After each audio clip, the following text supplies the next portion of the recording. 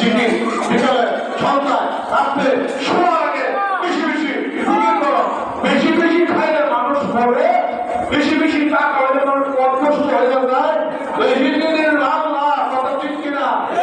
কত বেশি দিনের মানুষ আল্লাহ জিকির করে কথা।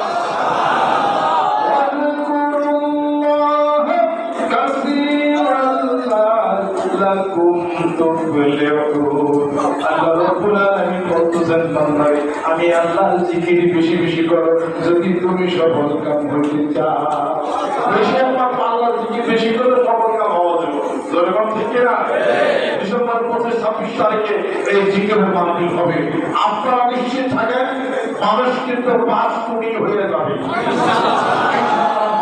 ময়দানে নামছে, মানিকগঞ্জের পাশে যারা আছে বাসের মধ্যে